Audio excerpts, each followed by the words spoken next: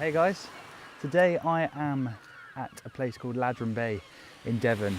It's this beautiful little cove, and I've come out today to try and get some images of these really nice like red rocks that they have in the sea here. There's like two big red rocks, and I think it's just due to erosion over the years that they're just left alone in the middle of the sea, so it makes for some nice long exposures.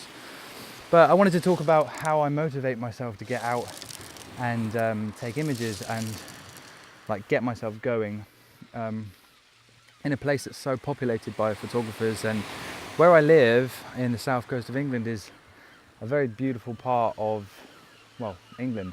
It is a lovely part of the world, and of course there's loads of photographers, and every location is shot to death, as they say, and it's really difficult for photographers to actually go to a location and try and think of something new and trying to think about their composition, because they've seen it all before on Instagram and Facebook, and they've seen like an image shot and they go and do exactly the same thing. But the hard thing about photography is thinking about how you can do something differently, and then that makes you stand out from others. So and also I like to revisit locations that I've shot before, because then I try and better what I did before. So for example, I shot this location, Ladram Bay, about 5 or 6 months ago, and the images were okay. They weren't fantastic, they weren't award-winning by all means, but so I decided to come back here today because I haven't visited it for a while. The light was nice earlier on, although it's starting to go down a bit now and the clouds are coming in, so it might make for some nice, really moody black and white long exposure shots. So one way I try and tackle getting my motivation and getting out and trying to get images is by trying to better what I've done before, to get a better image of what I did before.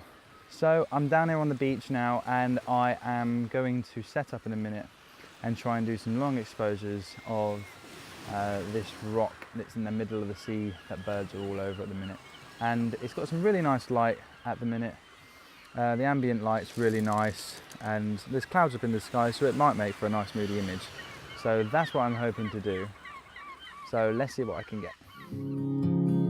A significant light, just where it was needed, gleamed in black as night, cloistered in injustice, dead in the eye of time. Nobody is losing, faces merge and change, but your face remains the same. Okay, so I've set up a composition looking straight at this big rock, and the sun's just gone down. The sun's setting over there to the west, and I'm looking southeast, east at the minute. And I'm down underneath like these hills, so I'm not going to get any sunlight, and I'm not expecting a nice sunset. There might be some nice clouds and light over towards the east as the sun goes down in about half an hour's time, but right now I've set up this composition in front of this big rock. I don't know what you want to call it, let's just call it a rock, and I'm going to go for a black and white moody long exposure image. So I've set up in a portrait orientation. I have a wide angle lens on, and I'm shooting at f11 ISO 100, and I have the Lee big stopper on, and so I set up the exposure, so I exposed for the rock. I didn't worry about the sky or the sea, because that's mainly going to be white anyway. I really just wanted a moody image, so exposed for the rock, make sure I get the exposure correct on the rock, and that gave me 1/8 of a second. And I use Lee filters, so I have the big and little stopper as my NDs, and Lee filters have an app that allows you to select your shutter speed prior to putting in the big stopper or the little stopper. So in my instance it was 1/8 of a second, and then that allows me to look at what I should be exposing for with the Lee big stopper in front of my lens, and this is giving me 2-minute exposure. So I set my camera to bulb mode and then expose for the image for 2 minutes. Maybe keep a track on in your phone, set a little stopwatch, or mine has a little counter on here, so then I know when to stop the exposure. And yeah, let's see what it looks like.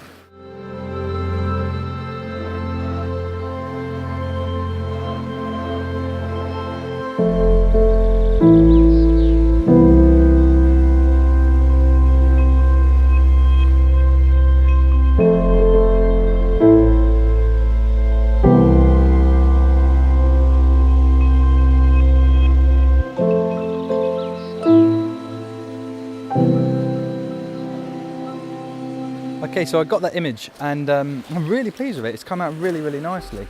The light's perfect, and it just really, that long exposure of the silky water just gives like complete simplicity.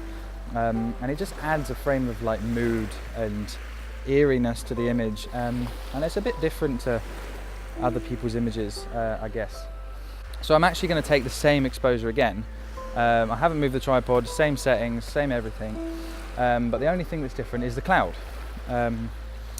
Whereas before, in the previous shot, it was very thick cloud behind the image. This time, as the cloud's moving across, there's actually some breakup in the clouds, and it's blue skies, and now the sun's going down, it's got some like orange rays kissing off the clouds, so it might make for a different image again. So I'm going to set it up. It's a slightly longer exposure this time, as it's getting slightly darker. It's about 2.5 minutes this time, and yeah, I'll maybe put them side by side, or you can tell me if you like the first one or the second one better.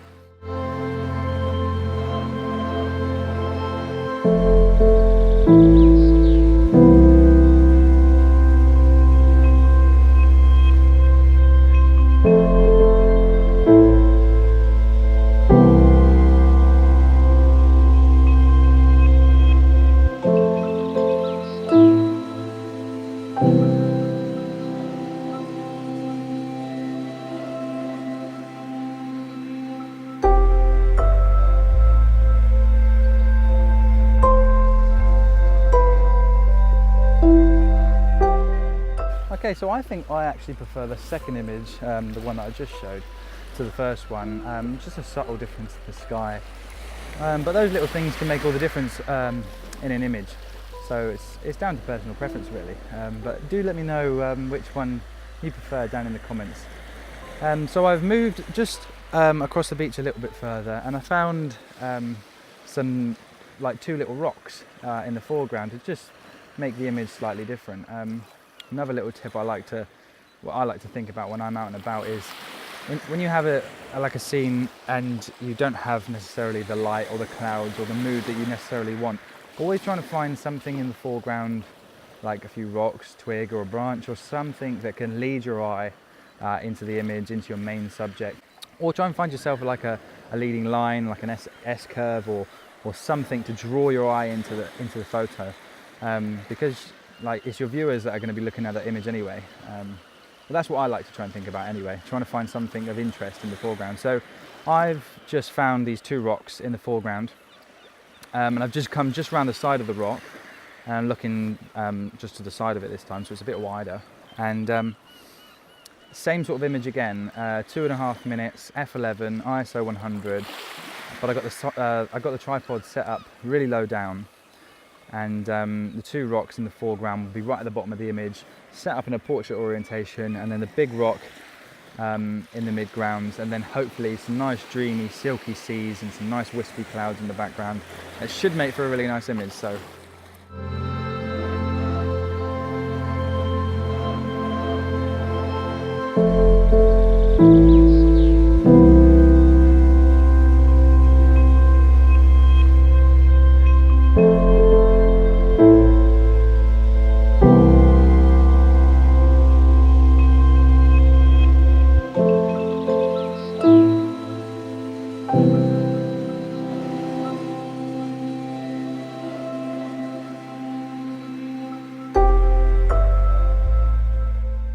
I'm chuffed to bits with those images. That one came out really nice at the end there.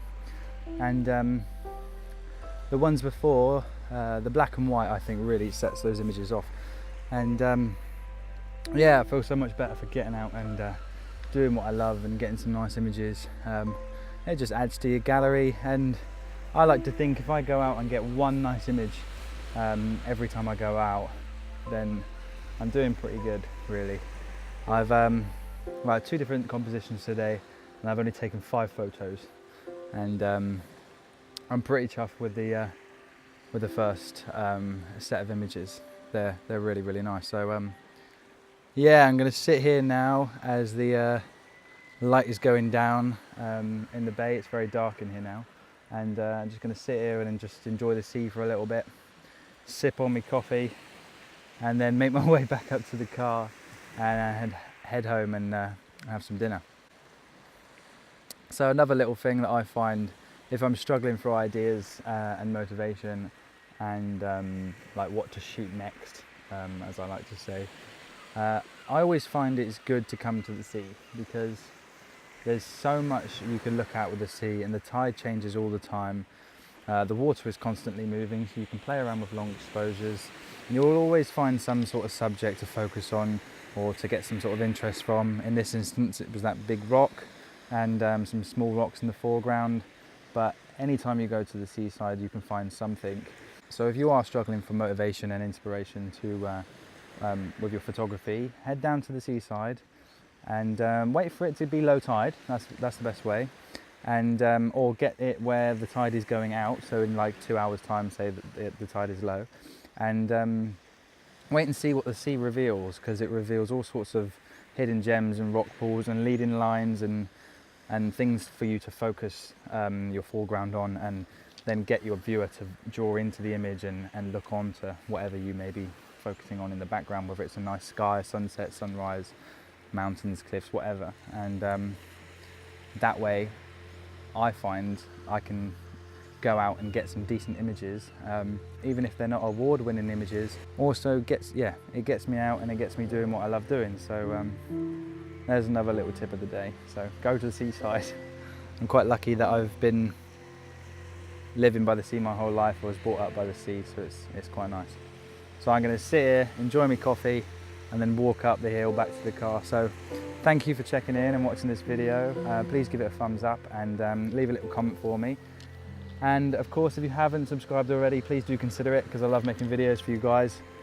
It's a good way to get out, and it makes me think about my photography a lot more, and what you guys may want. It makes me think about that as well. So yeah, thank you for checking in. Bye for now.